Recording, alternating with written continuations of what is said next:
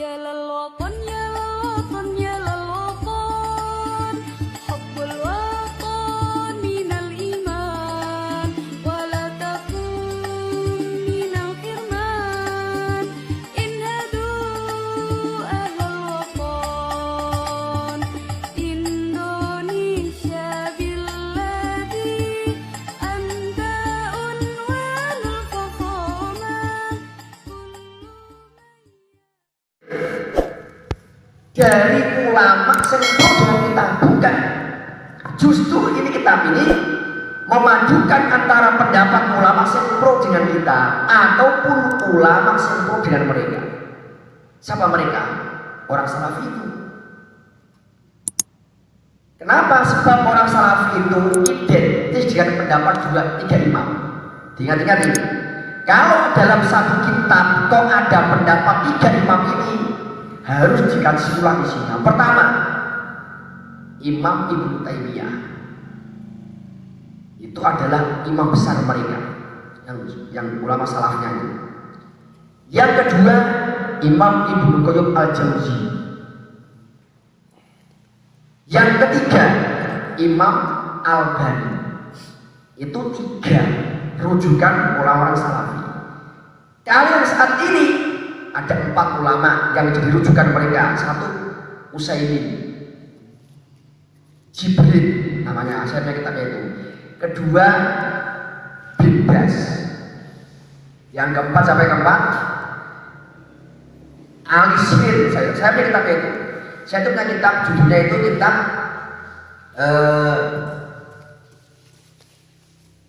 kitab hadis. Kitab hadis itu sekitar 500 hadis. Syiarul Aqlam misalnya teman itu. Fi Syarhi Umdatul Ahkam, hadis ahkam seperti kayak Ibnu Marum. Itu kitab itu disalin oleh imam dari Saudi, Ali Jibril tadi itu. Itu lihat nanti setiap bahasan itu ketika ada hadis tentang amaliyah kita langsung dikatakan hadi dalilun bid'ati amalina. Langsung gitu. Ini adalah dalil tentang bid'ahnya amal kita. Saya kitabnya 2 juz jadi mahal. Jadi kalau nanti kita baca kitab, baca buku-buku kok terpampang tulisan Utsaimin berkata, Albani berkata, Ibnu Taimiyah berkata, kemudian Ibnu Qayyim berkata, ataupun kitab-kitab yang lain, maka harus dikaji ulang, ojo langsung dicekal mentah-mentah. Kecuali kitab-kitab yang tidak ada kaitan dengan syariat, hukum syariat, no problem. Seperti kitab karangan Ibnu Taimiyah, apa kitabnya itu? Kitabnya berjudul Al-Maslahah, Maslahatul Anam, tentang maslahah. Itu gak apa kita baca. Atau kitab tentang masalah apa? Tentang masalah ar-ruh. Atau kita usul fikih gak apa-apa, karena itu bukan masalah hukum syariat.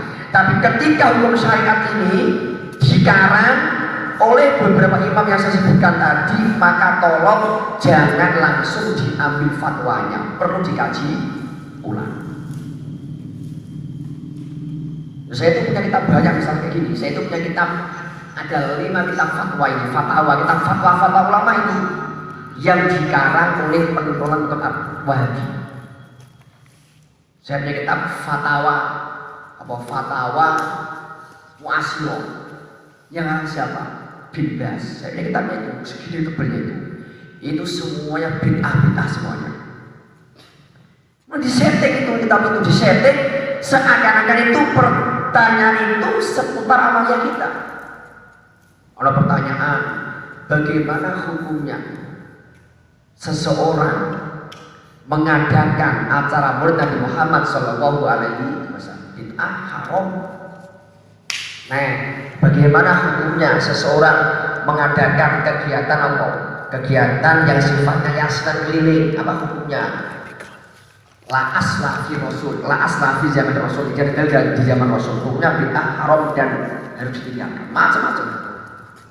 Jadi kita harus hati-hati dalam memilih guru, memilih kitab yang kita baca, buku yang kita baca, biar kita tidak sampai salah dalam menyikapi hukum-hukum yang kita amalkan selama ini. Itla sabila krono ono dalan. Limis lil kosi. Maring piro-piro persoalane wong kang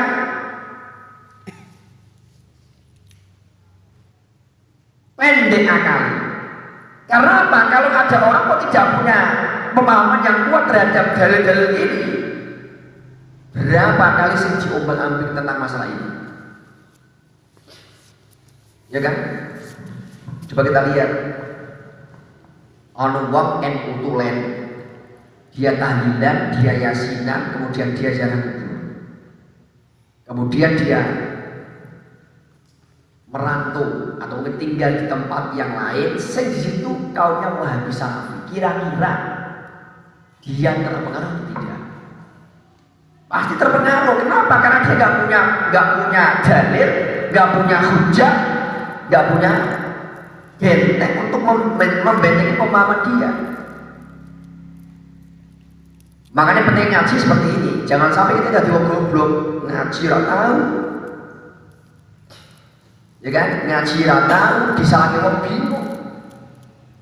Akhirnya NU-nya cuma NU apa layamu duala. Terus gak mungkin ngentekno. Ya kan repot seperti itu. Jadi NU itu harus betul-betul paham tentang apa yang kita amalkan selama ini. Minimal Anda kan tidak bisa menjawab, jawab aja aku ikut kepada kiai saya, gitu aja. Kalau kamu sampai kepengen memahami dalil-dalilnya, datanglah ke kiai saya. Temukan dengan kita yang mungkin paham tentang dalil itu, biar ketemuan. Dan saya tidak akan berani mereka.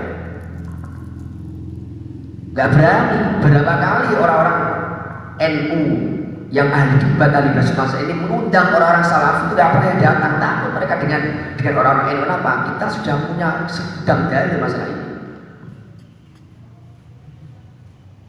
Fi hadzal amri anda bikilah perkara ilal jam'a kejobo ngumpulake wanak kalan pindah min ibarati haula'il kirami saking pira-pira ibarate mengkono-mengkono wong kang mulya-mulya wal i'timad dalam tetanggenan atau bergantung atau bersandar alaihim ing atase haula'il kirami. Jadi kitab ini bukan murni pemikiran Syekh Ali Masuk tidak, tapi apa? Menukil itu mengambil, memindah-mindah pendapat ulama, dipindah ke sini, mengumpulkan takbir-takbir dalam satu kitab. Jadi lebih kepada pemikiran orang lain dipindah. Jadi model seperti itu. Jadi kitab itu kan ada yang modelnya memang pemikiran murni dibuat kitab, ada yang mungkil pendapat ulama kayak dikumpulkan. Nah, makomnya Mbah Ali Maksud itu adalah makom mungkil. Beliau mengatakan ini adalah mengumpulkan, menukil pendapat ulama lain, tak kumpulkan dalam satu kitab untuk dikonsumsi orang banyak. Ala anni lam akun ing atase sak temene ingsun, lam akun iku ora ana sapa ingsun. Liuhadisa iku supaya nyeritakake sapa ingsun nafsi ing awak ingsun bitajassumi hadal anai kelawan beban berat ikilah apa juga mani kebutuhan atau mungkin apa usaha untuk menciptakan tadi itu. Jadi beliau itu menyampaikan ini, saya menyampaikan ini bukan saya itu mencerita bebanku kayak kita ini bukan. Jadi, nah secara share-nya kita pahami Syekh Ali Masuk tidak mau dipuji-puji. Ojo mengarani kitab karangan putih dari kitab karangan saya ini adalah nukil. Pendapat Syafi'i tak pindah ke sini, pendapat Imam Malik tak pindah ke sini, pindah-pindah seperti itu. Nah, aku cerita seperti ini bukan untuk menceritakan bebanku kayak kitab ini, bukan, agar sampai kabeh tahu bahwa kitab ini adalah kitab hasil mengumpulkan pendapatnya para ulama. Itu tujuannya seperti itu. Laula akhroja Laula aku jalamun orang ngetokake hu ing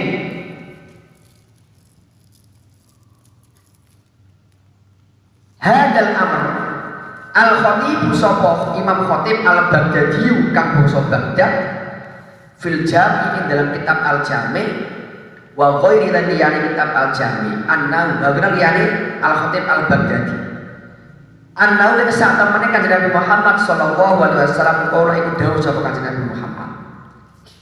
Lah alasan yang kedua, kenapa Syekh Ali Maksum ngarang kitab ini? Berdasarkan sabda Rasulullah sallallahu alaihi wasallam bahwa ketika engkau melihat, ini dipahami, ketika engkau melihat ada fitnah di sekitar kamu, di sekitar kalian, kemudian ada bid'ah muncul di mana-mana, ada orang memusuhi sahabat, mengumpat para sahabat Nabi, maka bagi orang yang merasa punya ilmu, yang sing ngalim, sing duwe ilmu, wajib menunjukkan keilmuannya, menjelaskan kepada mereka. Ketika mereka tidak mau membuka wawasan keilmuannya, sementara di sekitar mereka ada fitnah, ada orang membid'ahkan kita, ada orang menyalahkan amal yang kita buat, kita diam aja, maka apa? Fa'alaihi laknatullahi wal malaikah. Maka orang yang alim ini, yang diam tidak mau mengeluarkan pemikiran keilmuannya, yang tidak mau membendung fitnah tersebut, dia mendapatkan fitnah dari Allah dan para malaikat dan para manusia yang lain. Inilah landasan Imam Ali Maksum ngarang kitab ini, karena beliau merasa mampu menyampaikan daripada hujah-hujah, sementara di sekitar beliau itu ada orang yang banyak salah jalan. Wajib bagi beliau untuk memunculkan, menjelaskan kepada masyarakat. Qala dawuh sahabat Nabi Muhammad sallallahu alaihi wasallam, idza duharatil fitanu, idza duharat ing dalam nalikane pertelo. Al fitanu apa pira-pira fitnah. Au qala utawa dawuh sapa Kanjeng Nabi, al bid'ah utawa bid'ah wasabbu ashabi lan nyaci maki wasubbalan dicaci diumpat ashabi sapa pira-pira sahabat falyudhir mongko becik ngetokake al alimu sapa wong kang alim ilmu ing ilmune alim. Lah ini dalilnya ini. Jadi ketika di muka bumi ini, sekitar kita ini bermunculan fitnah di mana-mana, bermunculan bid'ah di mana-mana, bermunculan orang-orang mencaci maki sahabat. Banyak yang seperti itu. Orang-orang Syiah mencaci sahabat Umar bin Khattab dan Abu Bakar As-Siddiq. Kemudian fayudhir al-alim ilmu, maka orang yang alim, orang yang faham agama, orang yang faham syariat wajib memunculkan ilmunya. Dosa kita diam saja. Faman mengkotai sabani wong lam yaf'al, iku lamun orang nglakoni sapa man dalika mengkono-mengkono ngetok ilmune mau, fa'alaihi mongko iku ing ngatasi man laknatu wa utai laknati Allah. Wal malaikat lan pira-pira malaikate Allah. Wan nasi lan menungso ajmaina sekalian. Bayangkan ini. Anu wong ngalim kiai ngerti sekitarnya fitnah di mana-mana. Ana sing bid'ahke amalan NU, ana sing mencaci maki sahabat Nabi, ana sing memecah belah umat, ana sing bid'ahkan amalan kita. Kemudian dia punya ilmu nih kanggo bendung itu fitnah tadi, kok dia diam saja, oh gak gelem bales, oh gak gelem benteng, gak gelem hujah sing kuat, maka orang tersebut mendapatkan laknatnya Allah, malaikat dan para manusia yang lain. Inilah alasan kenapa Mbah Ali Maksum mengarang kitab ini. Loh, kenapa kok seperti itu Pak?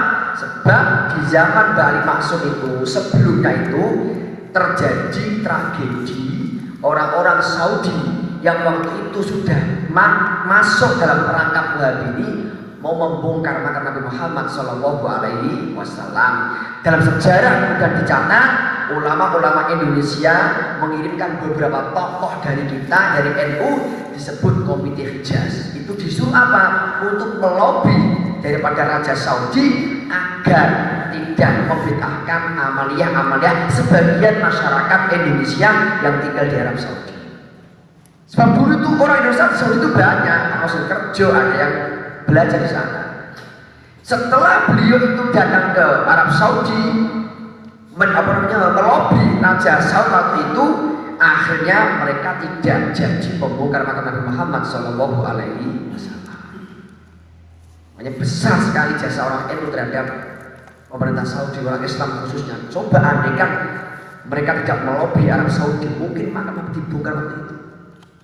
Jadi bahwa Hasbuah itu antara adalah panglima kita yang sangat betul-betul kita harus hormati, karena beliau itu betul-betul tokoh sentral dalam menggagalkan usaha Raja Saud membongkar makam Nabi Muhammad Shallallahu Alaihi Wasallam. Karena mereka punya pemahaman orang-orang yang berziarah ke makam-makam itu dianggap nyembah batu.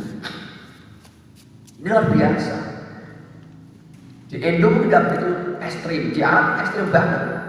Coba di Syria kemarin, di Syria tahun 2011 yang lalu, jika bergejolak perang antara Syiah dengan Salafi, presidennya kan orang Syiah, oposisi orang-orang Salafi Wahabi, orang Sunni di tengah-tengah. Nah ini orang-orang oposisi yang tidak suka dengan presiden Syiah tadi itu memberontak dia. Mereka menyampaikan kepada masyarakat awam bahwa ziarah makam bid'ah, sebab itu nyembah kuburan. Makanya sampai lihat di Facebook itu banyak akun-akun apa tulisannya sarku, apa sih katanya, sarjana kuburan, banyak kan? Itu akun-akun mereka itu. Jadi mereka tuh melabeli kita itu sarku, sarjana kuburan. Apa kejadiannya? Setelah mereka panas, pecah perang, beberapa tokoh-tokoh Wahabi ini menfatwakan untuk membongkar makam-makam sahabat Nabi yang ada di kota Damaskus Syria. Salah satu makam yang dibongkar siapa? Makamnya sahabat Jabir itu dibongkar. Jasadnya masih itu, saya punya fotonya. Coba. Karena mereka punya pemahaman seperti itu, kalau ada orang kok datang ke makbarah, ke makam, nyembah kuburan. Makanya di Arab itu makam paling sepi. Coba kita lihat di tempat saya itu ada sekitar 2 jam itu, namanya kita kota Zabin, itu makamnya wali semua, sentralnya wali di sana. Yang karena kitab Adibah orang Zabin, saya pernah ke makamnya. Yang karena kitab Berjanji orang Zabin, yang karena kitab Situdurun orang Zabin, orang-orang Yaman. Yang karena kitab Saranya Ihya Ulumuddin orang Zabin, wali semua mereka itu. Tapi kenapa gak ada jarang ke sana? Justru yang ziarah orang Indonesia ke sana itu ziarah makamnya para wali, ziarah ke sini. Karena orang-orang itu sudah di sekitar mereka itu banyak faham-faham salafi yang membid'ahkan ziarah itu. Makanya di Yaman itu tempat yang seperti Jawa, makam wali itu ramai. Di Taklim Hadramaut itu paling ramai makam diziarah para zaini. Oh ada wali Songo di Arab, hancur sudah mungkin, nggak ada yang bisa. Kita untung tinggal di Indonesia yang masih kental daripada amaliyah NU-nya. Jadi ini adalah alasan kenapa beliau itu sampai mau apa tadi ngarang kitab ini untuk mengamalkan hadis ini. Barang siapa orang alim yang tahu di sekitarnya ada fitnah, ada yang membid'ahkan amaliyahnya, ada yang mengkafirkan orang lain, kok dibiarkan, nggak disangkal, nggak dikasih hujah, maka dia akan mendapat apa? Laknatnya Allah Subhanahu wa Ta'ala. Wa malan hadis rawakan cerita akhir hadis Al-Hakim Musaqqirul Hakim, tiga dari sekalian. Ani Ibnu Abbas, dari Ibnu Abbas radhiyallahu taala anhu. Anak Nabi sallallahu alaihi wasallam saat berkata Nabi Muhammad sallallahu alaihi wasallam qala iku dawuh sapa kanjeng Nabi. Madhur ora pertelo ahli bid'atin saf ahli bid'ah illa adhara kejaba bakal ngetokake Allah sapa Allah fihim ing dalem ahli bid'ah hujjatan hujjai ahli bid'ah atau hujjai man hujjai ahli bid'ah ala lisani man ing atase lesane wong syaa kang ngersakake sapa Allah min kholqi saking makhluk Allah. Ini Nabi dawuh ora bakal ana fitnah, ana bid'ah sing muncul di antara orang-orang sing ahli membid'ahkan kita kecuali Allah akan memunculkan di tengah-tengah mereka sosok manusia yang akan membantah hujah-hujah mereka. Ibaratkan ini hadisnya. Kalau ada komunitas masyarakat ahli, misalnya ahli bid'ah kabeh, contohnya salafi, syiah muncul kabeh, tetap Allah nanti akan memunculkan satu di antara kaum tadi orang yang berjuang menghalau bangsa mereka. Contohnya di Syria banyak kaum salafi, tapi dimunculkan Allah siapa? Syekh Wahbah Zuhaili, ahli sunnah wal jamaah. Ada orang-orang salafi yang ekstrim dimunculkan Syekh Ramadan Al-Bindi ahli sunnah wal jamaah. Di Arab Saudi semua orang salafi Wahabi digaji per bulan 20 juta, tapi dimunculkan oleh Allah siapa? Syekh Muhammad Alwi Al-Maliki Abuya, ya kan? Saya pernah ke rumah beliau dulu, pernah tahun 2004 yang lalu itu, sebelum beliau wafat itu pernah diundang debat oleh Arab Saudi.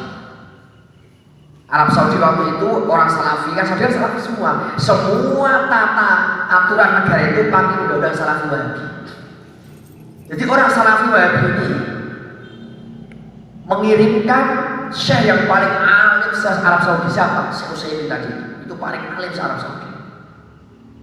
Dari ahli sunnah mengirimkan siapa? Syekh Muhammad Alwi Al-Maliki. Ada dua pilihan.